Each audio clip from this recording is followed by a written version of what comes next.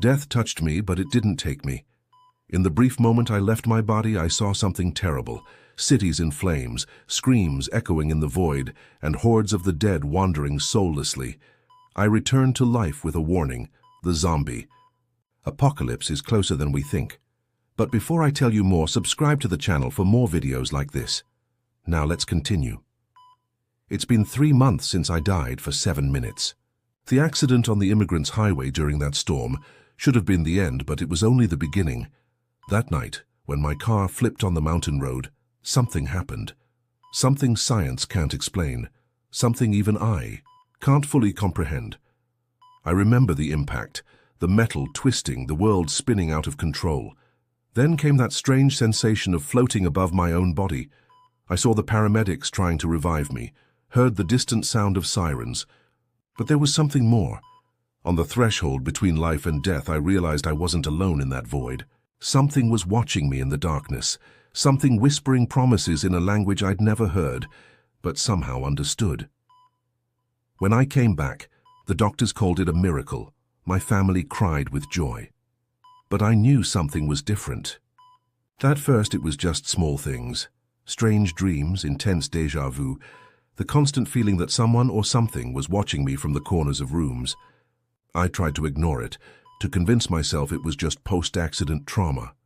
Then came the voices, not like the ones schizophrenics describe, but whispers that seemed to come from far away, as if someone were calling me through an invisible veil, separating dimensions.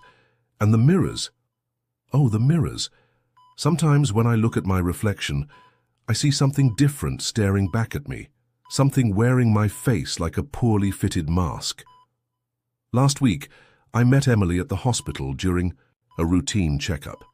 She had also had a near-death experience, a drowning at the beach in Malibu. Our eyes met in the waiting room, and instantly we knew. She also heard the calls, saw the shadows, felt that constant presence. "You came back different too, didn't you?" she asked without hesitation. We talked for hours that day. Emily told me about others like us, people who had died for a few minutes and returned changed.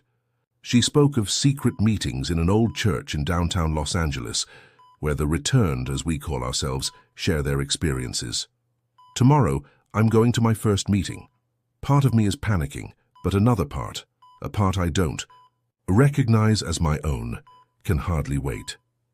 The worst part is that I know I'm not going crazy. This is all too real. The shadows dancing on the walls when no one else is looking, the whispers calling to me on the darkest nights, that constant feeling that something is about to happen. Something big, something inevitable. Have you ever wondered what really lies beyond death? I found out in the worst way possible, and now every time I close my eyes, I feel that whatever watched me in the void is getting closer, stronger. As if it's using my own consciousness as a bridge to cross over. If you're reading this and have experienced something similar, tell me in the comments. Sometimes I wonder how many of us are out there, how many have also been touched by that. Darkness and returned changed, because one thing I know, this is just the beginning of something much bigger. Tomorrow I'm going to the meeting at the church. Something tells me I'll find answers I might not be ready to know. But it's too late to turn back now. Whatever brought me back that stormy night has a purpose, and I'm starting to suspect that all of us, the returned, are just pieces of a much larger plan. And you? What would you do in my place? Ignore the signs and try to live a normal life, or seek answers even knowing they might be terrifying? Subscribe to the channel and comment below, because this story is far from over, and what's coming next? Well, even I don't know what awaits me at that church tomorrow. The Church of St. Agnes has never looked so ominous as it does tonight. Its Gothic towers cast distorted shadows under the moonlight, like dark fingers pointing to the sky. It's almost 11, and downtown Los Angeles is eerily quiet. Emily waits for me on the steps of the entrance, her face partially hidden by a hood. "I thought you wouldn't come," she whispers, guiding me to a side door. We descend a spiral staircase I never imagined existed. The air grows denser with each step, heavy with the scent of candles and incense. In the basement, a group of about 15 people forms a circle in a room lit by candelabras. I recognize the looks. They all have that same glassy shine I see in the mirror every morning. They're like me, returned. Some seem nervous, others strangely calm. A woman in her 60s, who introduces herself as Mrs. Celeste, speaks up. Another brother joins us. Tonight, she says, her voice carrying a weight that sends chills down my spine. The stories begin to flow. Carl, a firefighter, died for 4 minutes during a rescue. Julia, a college professor, had a heart attack during surgery. Each one shares their experience, the void, the whispers. But there's something they all share, dreams. Dreams of a place beyond the darkness, where something ancient waits. "Do you see the symbols too?" asks a young man, no older than 20. His name is Peter, and he drowned in Santa Monica 2 months ago. Those strange drawings that appear on the walls when no one's looking. My heart races. I thought I was the only one who saw them. Mrs. Celeste lights more candles and begins to speak of ancient prophecies, of portals between worlds. According to her, there are records of cases like ours throughout history. Entire civilizations that disappeared after the touched by death began to multiply. As she speaks, I feel something strange in the air, like static electricity. Suddenly the candles begin to flicker. A subtle vibration runs through the floor. Peter starts, trembling, his eyes rolling back. "They're coming," he murmurs, his voice deeper, different. "They've chosen us. We are the doors." Chaos erupts. Half the group panics, running for the exit. The other half, including Emily and Mrs. Celeste, remains still, as if in a trance. And I feel that familiar presence, the one that watched, me in the void, stronger than ever. The walls begin to twist, ancient symbols glowing with their own supernatural light. Through them I see shadows moving, shapes that defy logic and sanity. Peter continues murmuring in an impossible language, and I realize others are joining him. Emily grabs my arm, her nails digging into my skin. "Can you see it?" she asks, her eyes fixed on a point in the air where reality seems to fold in on itself. "They're so close now. Have you ever witnessed something so inexplicable it made you question everything you thought you knew about reality? Because that night in the crypt beneath the Church of St. Agnes, I saw things no human mind should be able to process. And the worst part, I felt it was only the beginning. If you haven't subscribed to the channel yet, now's the time. Because what happened next? Well, some things need to be seen to be believed, and I guarantee what's coming will completely change how you see the world and what lies beyond it. Time has lost all meaning since that night at the church. I can't tell if days or weeks have passed. Memories blend like fresh ink on a wet canvas.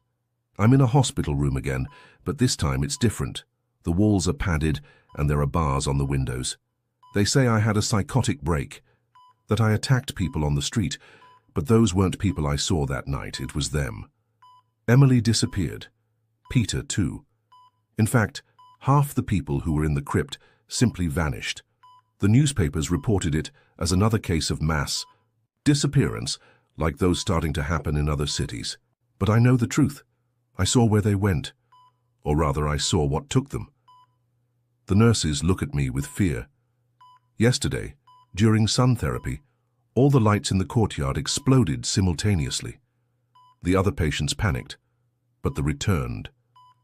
Here, and there are many, just smiled. We knew it was a sign. Mrs. Celeste managed to visit me yesterday.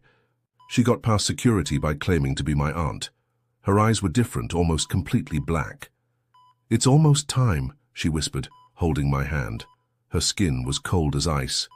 "They've chosen this place. An asylum is perfect. Who would believe the screams?" Now lying in my bed, I watch the symbols that have started appearing on the ceiling.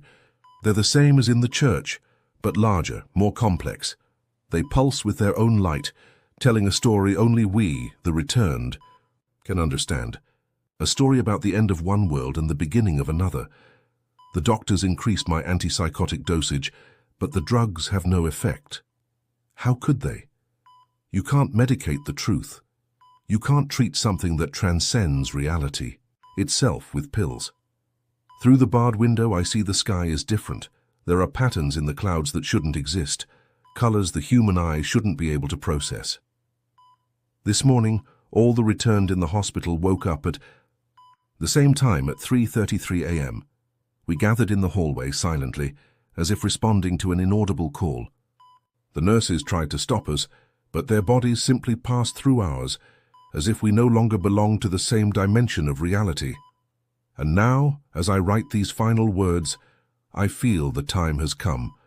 The walls have begun to melt like wax, revealing a familiar void beyond them.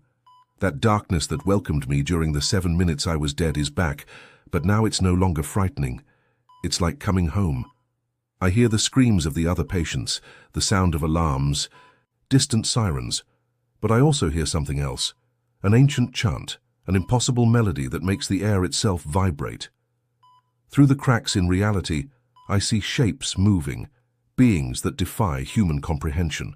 They're coming, and we, the returned, are their heralds. If you're reading this now, it might be too late to warn you. Perhaps by the time these words reach you, the veil between worlds will have already been torn apart completely. But if there's still time, pay attention to the signs, watch the shadows carefully, listen to the whispers in the dark, and if you ever die for a few minutes, pray you don't come back. Because we didn't come back alone. We never come back alone.